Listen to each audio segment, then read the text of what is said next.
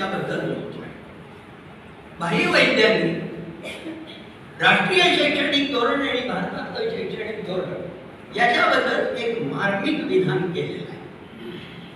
भाई असं म्हणाले की आमच्याकडचं शिक्षण धोरण हे मार्केट स्मृती आणि मनुस्मृती याचा मिलाप आहे. मार्केट स्मृती काय आहे हे खरं म्हणजे मॅडमनी अतिशय सविस्तरपणे सांगितलं, त्याच्यामध्ये मी जाणारच नाही. अंबानी अदानी अहवालातही त्यांनी संदर्भ दिलेला आहे. शिक्षणाचं व्यापारीकरण, शिक्षणाचं कॉर्पोरेटायझेशन, शिक्षणामधली नफेखोरी याचा सगळ्याचा संदर्भ त्यांनी दिला. त्यामुळे त्याच्याबद्दल मी बोलत नाही. मार्केट स्मृतीचा अनुभव आपण सगळेजण घेतो. शिक्षणामध्ये दुसरा जो भाग मोठ्या प्रमाणात आता येतोय आणि तो म्हणजे शिक्षणाचं म्हणजे मार्केट स्मृती आणि मनुस्मृती.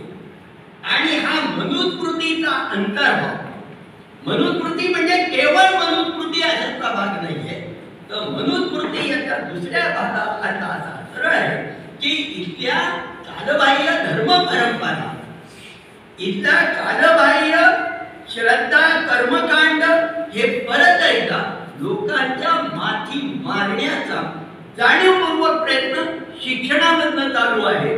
भले भारतीय संविधान धर्मनिरपेक्षतेबद्दल बोलू, पण आम्ही मात्र या ठिकाणी गल्लोगल्ली प्रत्येक शाळांमध्ये रामरक्षा म्हणा, काय भगवद्गीतेचे श्लोक म्हणा, त्याच्या परीक्षा घ्या, त्याच्यासाठी इस्कॉनची माणसं येत आहेत आणि ते सगळं सांगतात. हे परत लोकांच्या माती मारण्याची प्रक्रिया, ही प्रक्रिया ह्याचाच अर्थ असा आहे की शिक्षणामध्ये मनुस्मृतीचा अंतर्भाव. म्हणून एका बाजूला शैक्षणिक भांडवलशाही आणि दुसऱ्या बाजूला शिक्षणामध्ये अंतर्भूत होत असलेला संप्रदायवाद, ही दोन आव्हाने आता आपल्या समोर सगळ्यांच्या समोर उभी आहेत. आणि ही दोन आव्हानं इथली शिक्षण व्यवस्था उद्ध्वस्त करून टाकणार आहे. इथली समाज व्यवस्था सुद्धा ही दोन गोष्टी उद्ध्वस्त करून टाकणार आहे. या संपूर्ण प्रश्नाचा विचार करत असताना काही मूलभूत 2-3 गोष्टी गृहीतक म्हणून किंवा पायाभूत सिद्धांत म्हणून आपण लक्षात घेऊया. त्याच्याशिवाय हे सगळं काय चालू आहे हे आणि असं का घडतंय याचा शोध लागला. नंबर 1, शिक्षण हे राजकारण आहे ही पहिली गोष्ट. पावलो फ्रेयरी आणि अगदी जेटी नाईक सुद्धा असं म्हणाले होते की शिक्षण हे राजकारण. शिक्षणाकडे भाबडेपणाने बघायचं काही कारण नाही. कुठलाही शिक्षण व्यवस्था तटस्थ कधीही नसते. तर शिक्षण हे राजकारण आहे याचा सरळ अर्थ असा आहे की शिक्षण हा वर्ग संघर्ष आहे. राजकारण याचा अर्थ वर्ग संघर्ष. आणि त्यामुळे ज्या वर्गाच्या हातामध्ये आता सत्ता आहे त्या वर्गाला आपली सत्ता सोडायची नाही. आणि त्यामुळे ही सत्ता आपल्या हातामध्ये कशी राहील असा जाती आणि वर्गाचा समूह आणि दुसऱ्या बाजूला ज्यांच्याकडे ज्ञान नाही, ज्यांच्याकडे शिक्षण नाही असा प्रचंड मोठा भारतीय समाज, बहुजन समाज, याला फुलेंनी स्त्री-क्षुद्राधिक्षुद्र असा शब्द प्रयोग केला होता. हे स्त्री-क्षुद्राधिक्षुद्र हे दुसऱ्या बाजूला आणि यांच्यातला जो संघर्ष आहे हे संघर्ष म्हणजे राजकारण. म्हणून भारतातल्या ज्ञानाचा जो प्रवास झालेला दिसतो तो प्रवास ज्ञानबंदी, ज्ञानमुक्ती, परज्ञानबंदी, परज्ञानमुक्ती अशा प्रकारचा वर खाली झालेला आपल्याला दिसतो. आणि त्यामुळे या राजकारणाचा एक भाग म्हणून अभ्यासक्रमामध्ये हे सगळं घुसडण्याचा अतिशय पद्धतशीर प्रयत्न केलेला आहे. शिक्षण हे राजकारण हे पहिली गोष्ट आपण लक्षात घेऊया. आणि त्यामुळे त्या राजकीय प्रक्रियेमध्ये आपल्याला सजग होऊन हस्तक्षेप करण्याची आवश्यकता आहे. आणि नंबर 2, शिक्षण हा समाज व्यवस्थेचा एक भाग आहे. त्यामुळे समाजातली राजकीय, सामाजिक, आर्थिक, सांस्कृतिक, पर्यावरणाचा परिणाम सुद्धा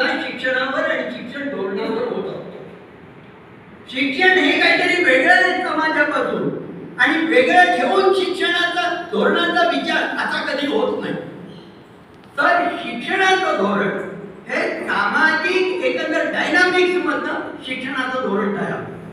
आणि त्यामुळे त्या त्या काळातील एकंदर आर्थिक, राजकीय, आंतरराष्ट्रीय किंवा मग अगदी विज्ञान तंत्रज्ञान या सगळ्याचा परिणाम शिक्षण धोरणावर होता आणि त्याच्यातून शिक्षण धोरण तयार होत असतं. त्याचा संबंध स्पष्टपणे उत्पादन घटकाशी आणि उत्पादन पद्धतीशी सुद्धा आहे. हे आपण शिक्षण धोरणाचं विश्लेषण करताना लक्षात घेतलं पाहिजे. साधं आहे की एकूण भारताचा जो काही एकंदर स्वातंत्र्यानंतरचा जो एकंदर कालखंड बघितला तर 2 टप्प्यामध्ये आपल्याला करता येईल. 1950 ते जवळजवळ 1990 ते 2014 आणि 2014 ते 2024 असं जर बघितलं तर स्वातंत्र्यानंतरच्या पहिल्या 30-40 वर्षामध्ये एकूण शिक्षणाचे जे काही अहवाल तयार झाले त्या अहवालामध्ये त्यांनी ही स्पष्ट भूमिका घेतली होती की शिक्षणामधून समतेचं मूल्य, बंधुभावाचं मूल्य, वैज्ञानिक दृष्टिकोनाचं मूल्य, लोकशाहीचं मूल्य, धर्मनिरपेक्षतेचं मूल्य हे विद्यार्थ्यांमध्ये संक्रमित झालं पाहिजे. मग तो कोठारी कमिशनचा अहवाल असेल किंवा त्याच्यानंतर ते आलेले उच्च शिक्षणाचे अहवाल आहेत त्या अहवालामध्ये किंवा साधा आहे की शिक्षणावर राष्ट्रीय उत्पन्नाच्या 10% खर्च करा, हा मुद्दा सातत्याने सर्व अहवालांनी त्याच्यामध्ये नमूद केलेला आपल्याला दिसून येतो. कारण त्यावेळेचं वातावरण तसं होतं. त्या पद्धतीने शिक्षण धोरणामध्ये ज्या काही सूचना केल्या गेल्या त्या 100% राबवल्या गेल्या असं काही मी म्हणत नाहीये. माझं म्हणणं एवढंच आहे की त्यावेळेला शिक्षण धोरण तयार करण्याची भूमिका ही होती की शिक्षण प्रक्रिया 2005चा NCERTचा जो नॅशनल करिक्युलम फ्रेमवर्क होता त्यांनी 10 कोर व्हॅल्यूज म्हटल्या होत्या आणि त्या 10 कोर व्हॅल्यू ज्या शिक्षणामध्ये असल्या पाहिजेत, अभ्यासक्रमात असल्या पाहिजेत, त्या सर्व 10 कोर व्हॅल्यूज म्हणजे प्रिॲम्बल मधली सगळी मूल्य रचना होती. कारण त्यावेळेचं सामाजिक राजकीय वातावरण असं होतं, संविधानाच्या मूल्यांचा प्रभाव होता आणि त्यामुळे त्याचं प्रतिबिंब शिक्षण धोरणामध्ये पडलेलं आपल्याला दिसतं. परंतु 2014 नंतर एकंदर जो काही बदल संपूर्णपणे भारताच्या सामाजिक, आर्थिक, शैक्षणिक, सांस्कृतिक जीवनामध्ये झाला त्याचा प्रतिबिंब बरोबर आता अभ्यासक्रमामध्ये आपल्याला पडलेलं दिसून येतं. हे त्या बदलत्या राजकीय, सांस्कृतिक, सामाजिक परिवर्तनाचं प्रतिबिंब आहे. हे लक्षात घेतलं पाहिजे. आणि म्हणून ते राजकारण, म्हणून ती दडपशाही की आम्ही सांगतो ते सांगा. चारवाकाबद्दल रिफ्रेशर कोर्समध्ये बोलायचं नाही, गौतम बुद्धांबद्दल रिफ्रेशर कोर्समध्ये बोलायचं नाही. आम्ही सांगतो वैदिक परंपरा श्रेष्ठ आहे, वैदिक परंपरा श्रेष्ठ आहे, एवढं तुम्ही लक्षात घ्यायचं. अशा प्रकारचे अतिशय आक्रमक पद्धतीने ॲग्रेसिव्हली जे प्रचार केला जातोय, मांडणी केली जाते, ही मांडणी या बदललेल्या राजकीय, सामाजिक परिस्थितीचा परिपाक आहे. आणि त्यामुळे आत्ताचे जे राज्यकर्ते आहेत त्या राज्यकर्त्यांना स्पष्टपणे भारतीय संविधान मान्य नाही. तांत्रिक बाबतीमध्ये जर भारतीय संविधान मान्य आहे असं म्हणतील त्याच्यात तांत्रिकतेचा भाग आहे. मंत्रिपदाची शपथ किंवा खासदारकीची शपथ घेताना ती शपथ घ्यावी लागते म्हणून ती शपथ घेतलेली आहे. अन्यथा त्यांच्या व्यवहारामध्ये कुठे आपल्याला भारतीय संविधान दिसतं का? तर व्यवहारामध्ये आज भारतीय संविधान अजिबात दिसत नाही. अशी अनेक उदाहरणं सांगता येतील. अगदी आत्ताचं उदाहरण म्हणजे UGCने कुलगुरू पदासाठी नेमणुकीच्या संदर्भामध्ये जे नियमात बदल केलेले आहेत, हे ज्या नियमात बदल केले या नियमातल्या बदलाचं कारण काय शिक्षण हा मॅडम म्हणाले शिक्षण हा कन्करंट लिस्ट मधला मुद्दा आहे. राज्यांना स्वतःला काही अधिकार आहे. भारतामध्ये जवळजवळ 450 राज्य विद्यापीठ आहेत की जी राज्य विद्यापीठ राज्याच्या फायनान्सवर चालत आहेत. राज्यांचा त्याच्यावर अधिकार आहे. या सर्व 450 विद्यापीठांचं नियंत्रण केंद्र सरकारला दिल्लीमध्ये पाहिजे. म्हणून विद्यापीठाच्या कुलगुरूंच्या नेमणुकीच्या प्रक्रियेमध्ये पूर्णपणे त्यांनी बदल करू. माझा सांगण्याचा मुद्दा एवढाच आहे की आताचं जे काही एकंदर शासन आहे, केंद्र सरकारचं जे काही एकंदर स्वरूप आहे, या स्वरूपाचा आणि त्यांच्या धोरणाचा आणि भारतीय संविधानाच्या मूल्यांचा अर्थार्थी आता ते संबंध लावायला तयार नाही. आणि त्याचा एक परिपाक हा आपल्याला राष्ट्रीय शैक्षणिक धोरणामध्ये दिसून येतो. लोकशाहीबद्दल आपण बोलतो. राष्ट्रीय शैक्षणिक 2020 ची चर्चा लोकसभेत आणि राज्यसभेत झाली नाही. इतकं महत्वाचं धोरण तुम्ही लोकसभेत आणि राज्यसभेत चर्चा करत नाही. कुठल्याही प्रकारची चर्चा न करता त्यांनी मंत्रिमंडळाने निर्णय घेतला आणि मंत्रिमंडळाने त्याची अंमलबजावणी करायला सुरुवात केली. आणि त्यांनी काय म्हटलं की आमचा लोकसहभाग आहे. लोकांना आम्ही आवाहन केले की तुम्ही या राष्ट्रीय शैक्षणिक धोरणावर तुमची मतं कळवा. हा मतं कळवा याच्यातला विनोद लक्षात घेतला पाहिजे. कारण ही सगळी प्रक्रिया डे 1 पासून मी बघत होतो, त्याचा फॉलोअप घेत होतो. पहिला ज्या वेळेला कस्तुरीरंगन समितीचा 482 पानाचा अहवाल आला, तो अहवाल इंग्रजीमधला होता. आणि त्याला त्यांनी असं म्हटलं होतं की या अहवालावर ऑनलाईन लोकांनी प्रतिक्रिया द्याव्या. त्यांच्या सुद्धा एक महिन्यामध्ये प्रतिक्रिया द्याव्या. म्हणजे दुसऱ्या भाषेमध्ये हा 481 पानाचा इंग्रजीतला अहवाल या देशातल्या रिक्षावाल्यांनी, धुळी मांडणी करणाऱ्या बाईंनी वाचावा. 481 पानाचा इंग्रजीतला अहवाल की ज्याचा संबंध त्या बाईच्या आणि त्या बापाच्या घरातल्या मुलांच्या शिक्षणाशी संबंधित आहे, तो अहवाल त्या बाईंनी आणि त्या बापांनी वाचावा आणि त्याच्यावर ऑनलाईन केंद्र सरकारला मत कळवावी. याचा नेमका अर्थ काय? नेमका अर्थ असा आहे की लोकांनी हे वाचू नये म्हणून इंग्रजी अहवाल प्रसिद्ध केला. त्याच्यानंतर अनेक संघटनांनी बोंबाबोंब केली आणि अनेक संघटनांनी बोंबाबोंब केल्यानंतर नंतर संविधानाप्रमाणे 33 प्रादेशिक भाषांमध्ये तो अहवाल, पण तो मुळातला अहवाल आला नाही. त्याची एक 60-70 पानाची जीस त्यांनी प्रसिद्ध केली. त्या जीसला काहीचा अर्थ नव्हता. कारण त्या संपूर्ण जीसच्या मागचं जे तत्वज्ञान आहे, शैक्षणिक तत्वज्ञान आहे, जे शैक्षणिक तत्वज्ञान कस्तुरीरंगन समितीने आपल्या 400 पानाच्या अहवालात दिलं होतं ते नेमकं त्यांनी गाळून टाकलं आणि नुसता आराखडा दिला की पूर्वी 5-2-3 होतं, आता 5-3-3-4 जे काय आहे ते त्या पद्धतीचं आता शालेय शिक्षणाचं मॉडेल असेल.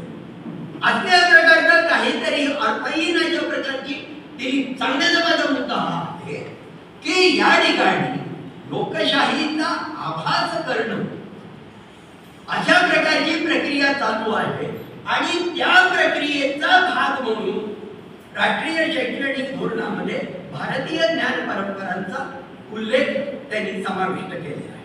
आता हा जो उल्लेख आहे, हा उल्लेख कस्तुरीरंगन समितीच्या अहवालात आहे. कस्तुरीरंगन समितीने 2 पॅरेग्राफ त्याच्यावर लिहिलेले फार गमतीशीर आहे बघण्याचं. कस्तुरीरंगन समितीने जे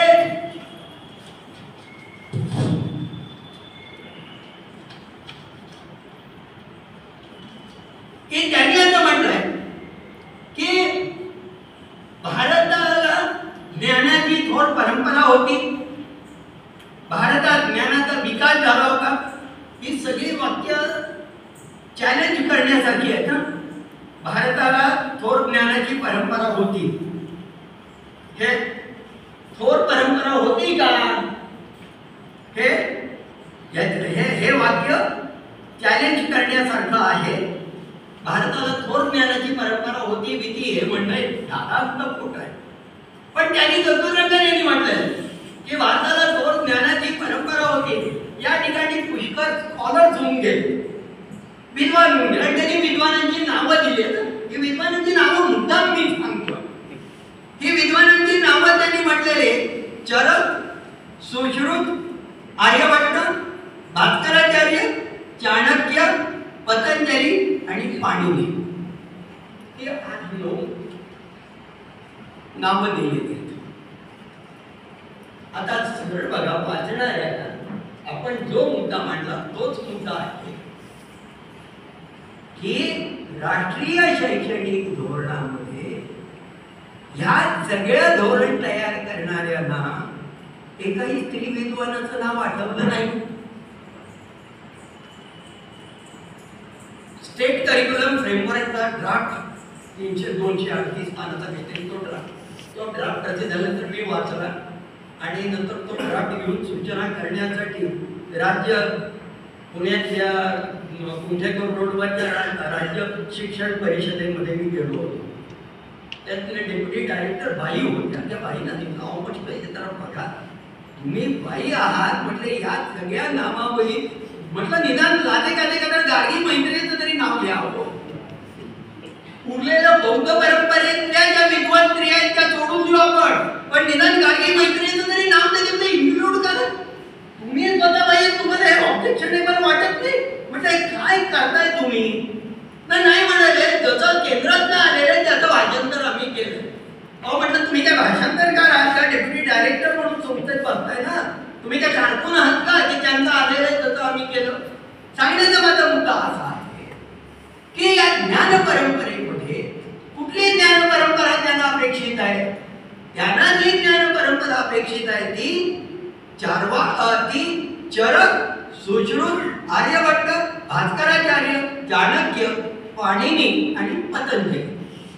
म्हणजे संपूर्णपणे पुरुष प्रधान ज्ञान परंपरा या लोकांना अपेक्षित आहे. आपल्याला हे मान्य आहे का? हे अमान्य आहे.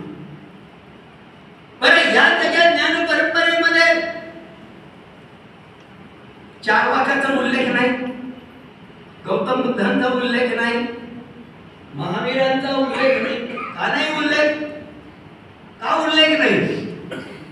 या संपूर्ण ज्ञान परंपरांचा, भारतीय ज्ञान परंपरांचा विचार करत असताना चातुर्वर्ण्य व्यवस्थेने ही ज्ञान परंपरेमधून इथल्या शूद्रांना कायम स्वरूपात वगळलं होतं. याबद्दल एखादं तरी वाक्य लिहा. ते मान्य करायला सुद्धा तयार नाही की ही ज्ञान परंपरा, भारतातली ज्ञान परंपरा ही विषमतेवर आधारलेली ज्ञान परंपरा होती, ही पुरुषप्रधान ज्ञान परंपरा होती. त्यामुळे इथे स्त्रियांचा उल्लेख त्याला करायचा नाहीये, इथे एकलव्याचा उल्लेख करायचा नाहीये, इथे कर्णाचा उल्लेख करायचा नाहीये, इथे शंभुकाचा उल्लेख त्याला करायचा नाहीये. यावेळेला त्या ज्ञान परंपरांचा गौरव करताना भारतीय ज्ञान परंपरा फार थोर होती असं म्हटलं जातं. त्यावेळेला हे प्रश्न ऑटोमॅटिकली वाचताना उपस्थित होतात की याचा उल्लेख का केला नाही? ज्ञान परंपरांचा अभ्यास म्हणून सुरुवातीला जे मी म्हटलं, ज्ञान परंपरांचा अभ्यास आपण जरूर करूया, त्याच्यामध्ये वावगं काही नाहीये. पण ज्ञान परंपरांचा अभ्यास करत असताना चिकित्सक पद्धतीने, डोळत पद्धतीने करणार की नाही? तुम्ही ज्ञान परंपरांचा अभ्यास करताना आत्मगौरवासाठी ज्ञान परंपरा, आम्ही कसे जगद्गुरु होणार आहोत किंवा महाभारत ही महागुरु कसा होणार आहे, असल्या पद्धतीच्या वेडगळ कल्पनांसाठी ज्ञान परंपरांचा वापर करतात. तर ते अर्थातच आक्षेपार्ह आहे, ते चुकीचं आहे, ते निषेधार्ह आहे. म्हणून ज्ञान परंपरांचा विचार करत असताना तटस्थपणे बघण्याची आवश्यकता. ज्याचा उल्लेख मॅडमनी केला की भारतीय ज्ञान परंपरा स्पष्टपणे 2 पद्धतीची आहे. एका बाजूला वैदिक ज्ञान परंपरा दिसते आणि दुसऱ्या बाजूला अवैदिक ज्ञान परंपरा आपल्याकडे आहे. वैदिक ही ज्ञान परंपरा आहे, ही आस्तिक ज्ञान परंपरा आहे, वेदाचं महत्व मानणारी ज्ञान परंपरा आहे, वेद अपौरुषीय आहेत असं म्हणणारी ज्ञान परंपरा आहे. या ज्ञान परंपरेची ज्ञानभाषा ही संस्कृत आहे आणि त्यामुळे या ज्ञान परंपरेमध्ये ज्ञानाचा अधिकार हा ब्राह्मणांना फक्त दिलेला आहे, उरलेल्याला ज्ञान परंपरेमध्ये स्त्रियांना सुद्धा ज्ञान परंपरेमध्ये अधिकार दिलेला नाही. आपण म्हणालात ते अतिशय योग्य आहे.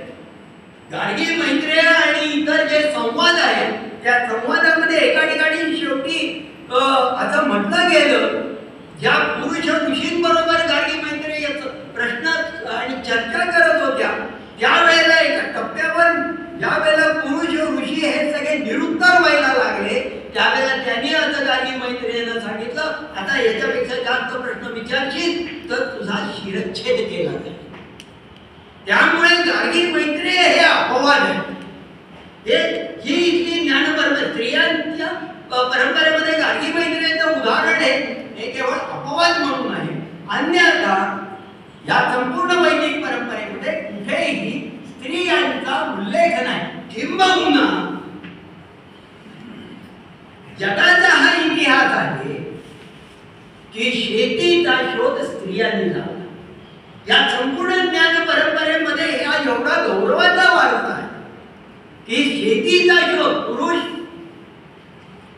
शिकारीसाठी बाहेर जायचे, स्त्रिया घरी राहायच्या आणि घरी राहिल्यानंतर निरीक्षणानं त्याला असं लक्षात आलं की बी जमिनीत पडतंय, मग पाऊस पडतोय, पाणी पडतंय आणि मग त्याच्यातनं होत आहे, त्याच्यातनं शेतीचा शोध लागला स्त्रियांचा. म्हणून पहिला जो मानवी विकासाचा जो टप्पा आहे तो स्त्री सत्ताकाचा विकासाचा टप्पा आहे. याचा उल्लेख शरद पाटलांनी अनेक वेळेला केलेला आहे की संपूर्ण भारतीय विकासाचा जो सांस्कृतिक विकासाचा जो टप्पा आहे त्याचा पहिला टप्पा हा स्त्री सत्ताकाचा मातृसत्ताकाचा आहे की ज्याच्यामध्ये शेतीचा शोध हा स्त्रियांनी लावून. संपूर्ण आमच्या ज्ञान परंपरेची चर्चा करताना हे श्रेय स्त्रियांना अजिबात दिलं गेलेलं नाहीये. सगळं जे आहे ते पुरुष प्रधानतेचं संपूर्णपणे चित्र रंगवलेलं आहे. म्हणून वैदिक परंपरा ही कर्मकांडावर, यज्ञयागावर चर्चा संवाद याला नकार देऊन बाबा वाक्याप्रमाणे पद्धतीने एकत्र करणं, चातुर्वर्ण्य पद्धतीचा आग्रह करणं, अशा प्रकारची ही वैदिक परंपरा होती. ही परंपरा प्रामुख्याने आध्यात्मिक याच्यातून मेल्यानंतर माणसाचं काय होईल ते होईल. किंबहुना वेदामध्ये अथर्ववेद जो आहे या अथर्ववेदामध्ये मानवी जीवनाबद्दल बोललेलं जास्त आहे. या अथर्ववेदाचा उल्लेख फारसा कोणी करत नाही. म्हणजे खेड्यातली अर्थव्यवस्था, शेती, कुटुंब व्यवस्था याचा उल्लेख अथर्ववेदामध्ये आहे. नेमकेपणाने अथर्ववेदाबद्दल मौन पाळलं जातं कारण ते ऐहिक जीवनाबद्दल अथर्ववेद बोलतो. उरलेले सर्व वेद हे मेल्यानंतरच्या आत्मा, परमात्मा, अध्यात्म इत्यादी बद्दल बोलतात. संपूर्ण वैदिक परंपरा ही आध्यात्मिक आणि पारलौकिक अशा प्रकारची परंपरा आहे. ह्याला कोणी आव्हान दिलं तर ह्याला पहिल्यांदी चार्वाकांनी आव्हान दिलं. मोक्ष ही कल्पना वैदिक परंपरेमध्ये जन्मल्या म्हणजे जन्म मृत्यूच्या फेऱ्यामधनं सुटका म्हणजे मोक्ष आणि सगळं जे काही करायचं ते त्या मोक्षासाठी करायचं, जन्म मरणाच्या फेऱ्यातून सुटण्यासाठी म्हणून हे सगळं करायचं. मोक्षाची कल्पना ही वैदिक परंपरेमध्ये आहे आणि ह्याला आव्हान दिलं चार्वाकांनी. आणि चार्वाकांनी प्रश्न विचारायला सुरुवात केली की का, कशासाठी, कोणामुळे, कधी, कसं, हे सगळे जे प्रश्न आहेत हे चार्वाकांनी विचारायला सुरुवात केली. स्वर्ग कुठे आहे दाखवा, नरक कुठे आहे दाखवा, परमेश्वर कुठे आहे दाखवा, हे दाखवा. पाप म्हणजे काय नेमकेपणाने सांगा, पुण्य म्हणजे काय नेमकेपणाने सांगा, शब्दबंबाळ भाषेत बोलू नका दाखवा. चार्वाकांनी हे प्रश्न विचारायला सुरुवात केली आणि मग चार्वाकांनी जी या संपूर्ण परंपरेला एक वेगळी दिशा दिली, एक वेगळं स्वरूपाचं परिमाण दिलं आणि तेच परिमाण गौतम बुद्धांनी नंतर दिलं, तेच परिमाण महावीरांनी दिलं आणि ती परंपरा पुढे चालत राहील की ज्या परंपरेमध्ये चार्वाकांनी आणि गौतम बुद्धांनी सांगितलं की शिक्षणाचा अधिकार सगळ्यांचा असला पाहिजे, महिलांना शिक्षणाचा अधिकार असला पाहिजे, ब्राह्मणेतरांना शिक्षणाचा अधिकार असला पाहिजे, या संपूर्ण परंपरेमध्ये चर्चेला महत्व आहे, प्रश्नोत्तराला महत्व आहे. कोणीतरी सांगितलं म्हणून ग्रंथप्रमाणे आणि व्यक्तीप्रमाणे म्हणून या ठिकाणी कुठलंही ज्ञान स्वीकारण्याचं कारण नाही, तर त्याची चिकित्सा होऊ द्या. हा आग्रह गौतम बुद्धांनी धरला, हा आग्रह चारवाकांनी धरला, हा आग्रह महावीरांनी धरला. त्या कालखंडामध्ये ह्यांनी सगळ्यांनी हा आग्रह धरला आणि त्यामुळे जी अवैदिक परंपरा पुढे आली ती बुद्धिनिष्ठ आणि विज्ञाननिष्ठ अशा प्रकारची एक परंपरा, दुसरी परंपरा आली की ज्या परंपरेमध्ये मानवी श्रमाला महत्व दिलं गेलं. म्हणून त्या परंपरेला श्रमण संस्कृती किंवा श्रमण परंपरा असं म्हणतात. इकडची ब्राह्मणी परंपरा की जे पाठबुळासारखे अशा प्रकारचा समाज घटक होता, त्याच्या उलट मानवी कष्ट, मानवी काम, शारीरिक मेहनत, अंगमेहनत याला महत्व देणारी अशा प्रकारची परंपरा उभी राहिली. ही श्रमण संस्कृतीची परंपरा उभी राहिली. आणि खऱ्या अर्थाने जर थोडंसं इतिहासात डोकावलं तर असं दिसतं की बौद्ध कालखंडामध्ये म्हणजे इसवी सन पूर्व 600 आणि इसवी सनानंतर 200-300 हा जो बुद्ध कालखंडाचा जो प्रभाव पडला, या प्रभावामध्ये भारतामध्ये सर्वात मोठं ज्ञान विकसित झालं. हे सगळं ज्ञान या कालखंडामध्ये विकसित. हा मग चरक आणि सुश्रुत आयुर्वेदाचं भारतामध्ये हे विकसित झालं नाही म्हणायचं काही कारण नाही. या ठिकाणी आर्यभट्टांनी काय शून्याचा शोध लावला.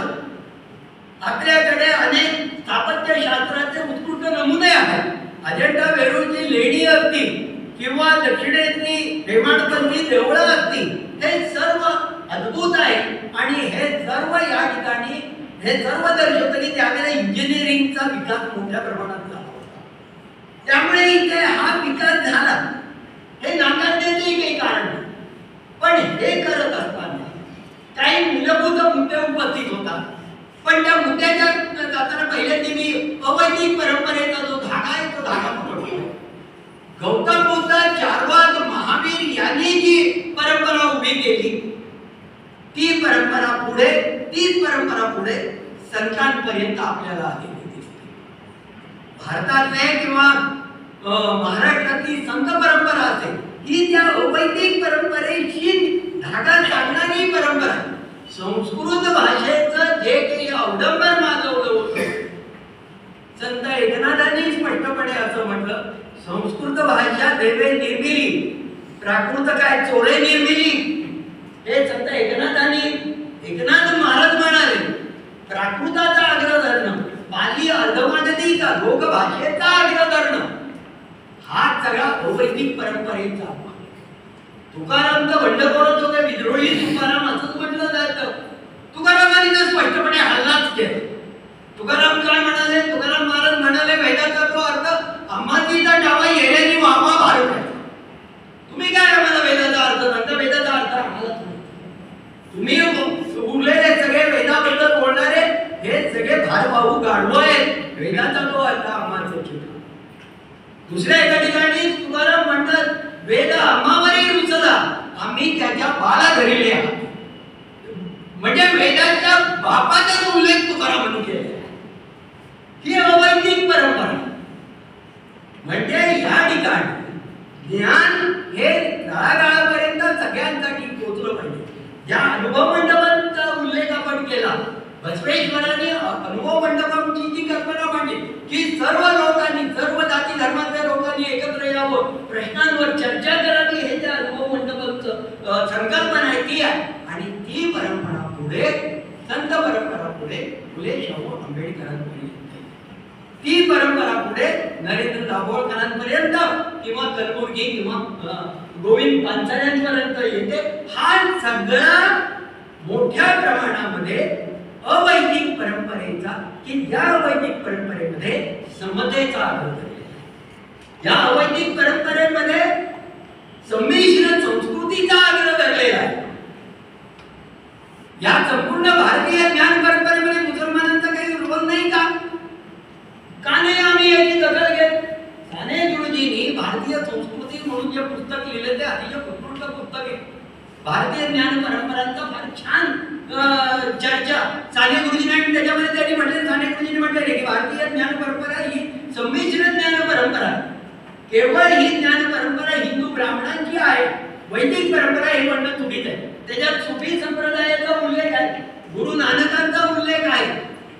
त्याच्यामध्ये भारतीय ज्ञान परंपरे आपल्याकडचं सर्व संगीत याच्यामध्ये मुस्लिम मोगलांचं आणि मुस्लिमांचं योगदान हे संगीतामध्ये सर्वात मोठं योगदान. हे ज्ञान परंपरेमध्ये आम्ही घेणार की नाही, का त्याला आम्ही वगळणार, ते मुसलमानांचं आहे म्हणून वगळणार. तारा शिको हा औरंगजेबाचा भाऊ, बरोबर. दारा शिको हा औरंगजेबाचा भाऊ, तो संस्कृत पंडित होता आणि त्याने संस्कृत वेदाचं भाषांतर पर्शियन भाषेत केलं. ते पर्शियन भाषेतलं भाषांतर नंतर युरोपातल्या लोकांना कळलं आणि वेद दाराशुकोमुळे युरोपामध्ये पोहोचले. मॅक्स मुलर पर्यंत जे पोहोचले हे सांगतात वेद, ते या पद्धतीने पोहोचले. दाराशुको हा प्रचंड मोठा संस्कृत पंडित होता. आम्ही याचा संदर्भ ज्ञान परंपरेमध्ये देणार नाही. भारतीय ज्ञान परंपरा ही संमिश्र स्वरूपाची ज्ञान परंपरा आहे. हे मुलांपर्यंत गेलं पाहिजे, हे ज्ञान परंपरेमध्ये मान्य केलं पाहिजे. आज ते मान्य केलं जात नाही, हा आक्षेपाचा भाग. या ठिकाणी ज्ञान परंपरेच्या संदर्भात 3 ते 4 महत्त्वाचे मुद्दे सांगून मी थांबणार. या ज्ञान परंपरेमध्ये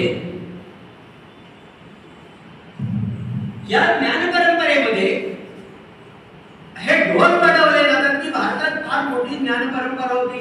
शून्याचा शोध आर्यभट्टांनी लावला.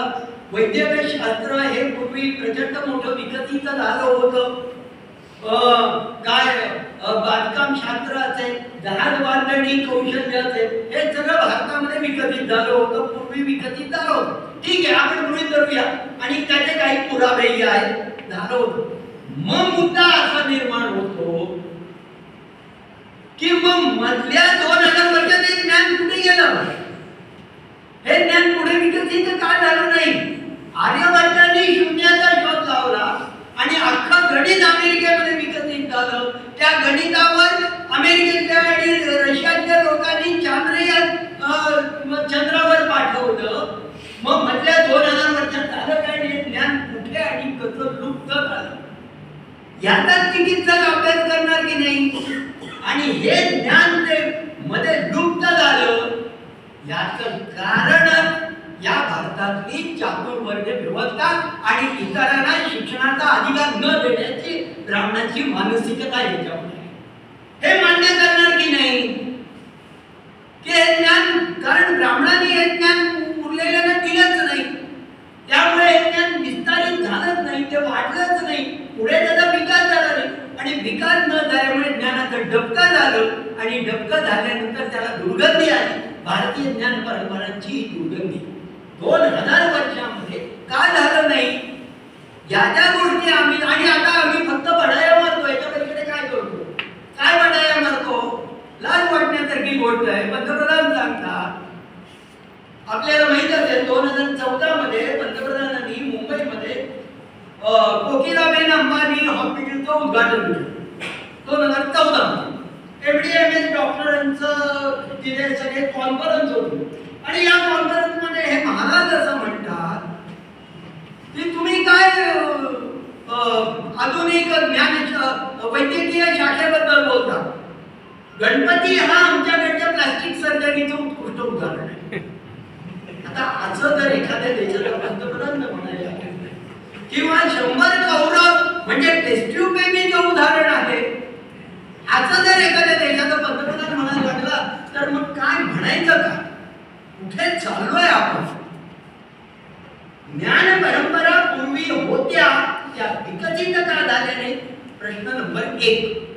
आणि त्या विकसित झाल्या नाही कारण ज्ञान हे काही लोकांनी स्वतःकडे मर्यादित ठेवलं, ते दुसऱ्याला दिलं नाही, त्यामुळे त्या ज्ञानाचा क्षय झाला आणि त्यामुळे इथे ज्ञानाचा विस्तार थांबला, ज्ञानाचा प्रवाह थांबला.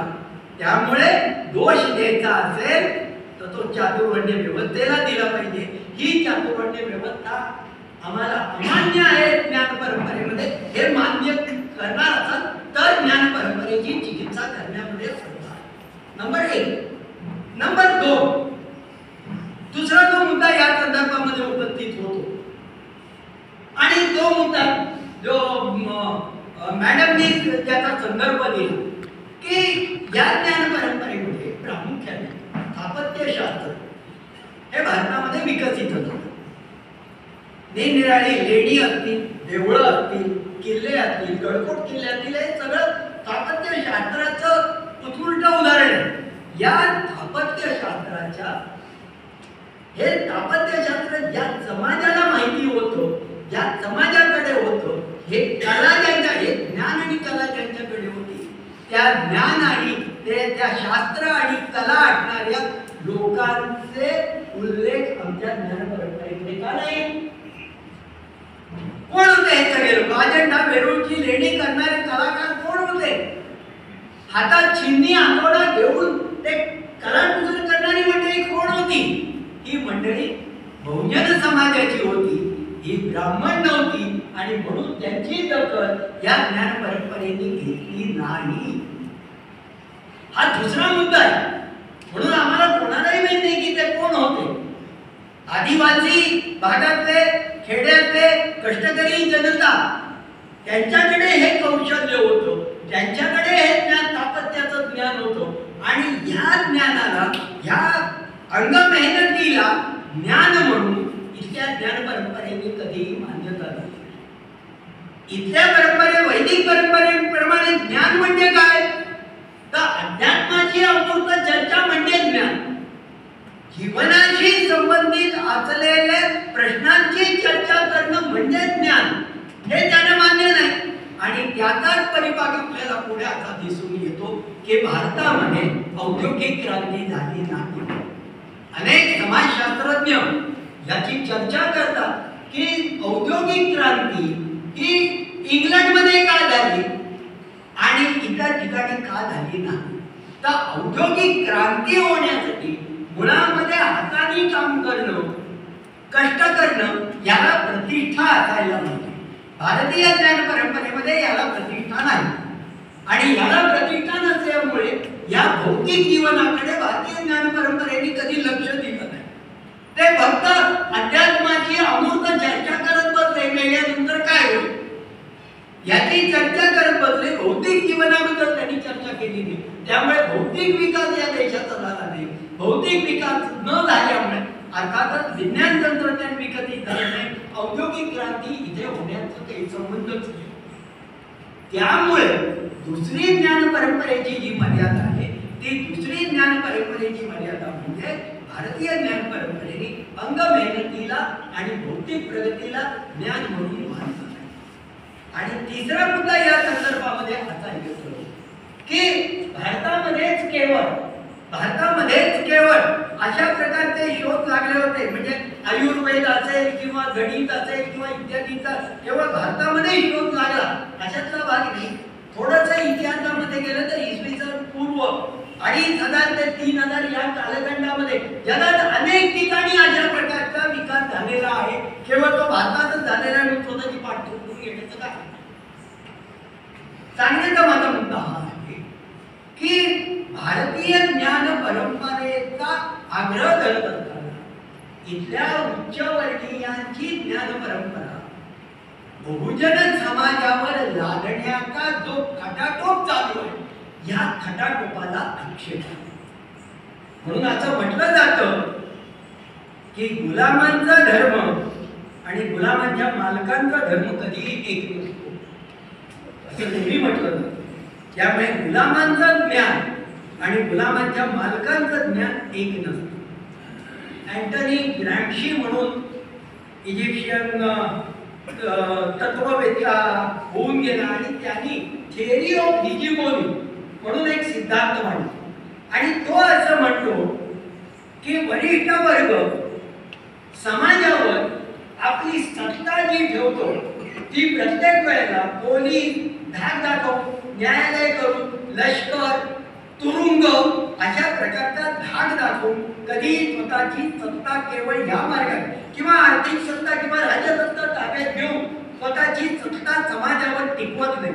तो असं म्हणतो की वरिष्ठ वर्गाला चोळीची अशा प्रकारची मूल्य रचना तो कनिष्ठ वर्गावर अशा पद्धतीने लागतो की कनिष्ठ वर्ग स्वतःच्या नुकसानीची मूल्य स्वतः स्वीकारतो आणि तो प्रकार आता चालू आहे. म्हणजे फुले शाहू आंबेडकरांनी आम्हाला डोळस केलं आणि आता ते राज्यकर्ते आम्हाला गंगेमध्ये डुबकी मारायला सांगतात. गंगेमध्ये डुबकी मारणं आणि परत एकदा जुन्या परंपरांकडे जाणं हे सगळं इथल्या बहुजन समाजाला नुकसान करणार आहे. इथली जाती व्यवस्था 5000 वर्ष लोकांनी का सहन केली? कारण त्या जाती व्यवस्थेमध्ये मनुस्मृती का स्वीकारली? तर केवळ मनुस्मृती मध्ये केवळ विषमता नाहीये, त्या विषमतेचं समर्थन आहे. ती विषमता कशी योग्य आहे हे आहे आणि त्या योग्यतेला पापपुण्याचा जोड दिलेली आहे.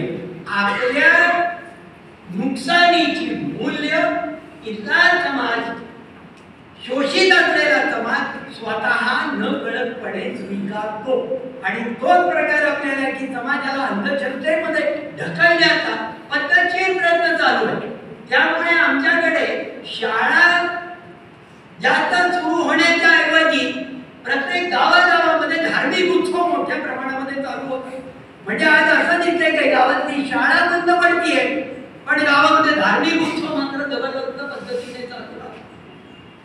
या प्रकारची मूल्य रचना की अशा प्रकारची झिंग जाण्याची समाज आहे. आणि याचं अतिशय छान उदाहरण महात्मा फुलेंनी गुलामगिरीमध्ये दिले आहे. महात्मा फुलेंनी गुलामगिरीमध्ये दिलेलं आहे त्याचं उदाहरण, फार छान उदाहरण दिलेलं आहे की स्वतःच नुकसान करणारी मूल्य इथला बहुजन समाज कसं स्वीकारतो. कोकणामध्ये खोती पद्धत होती, जमीनदारी पद्धत. खोत कोकणामध्ये खोत म्हणतात जो जमीनदार आहे आणि त्याच्या हाताखाली काम करणारे सगळे कुळ म्हणजे सगळे नोकर. ब्रिटिश सरकारच्या असं लक्षात आलं की हे खोत या कामगारांची पिळवणूक करतात आणि म्हणून या प्रश्नाचा अभ्यास करण्यासाठी ब्रिटिश सरकारने एक समिती नेमली आणि त्या समितीला ब्रिटिश सरकारने असं सांगितलं की तुम्ही जा आणि याची जरा पाहणी करा आणि या मुलांना कसं मुक्त करता येईल या खोतांच्या त्रासातून ते जरा बघा, त्याची काही आपल्याला काही धोरण ठरवता येतंय का बघा.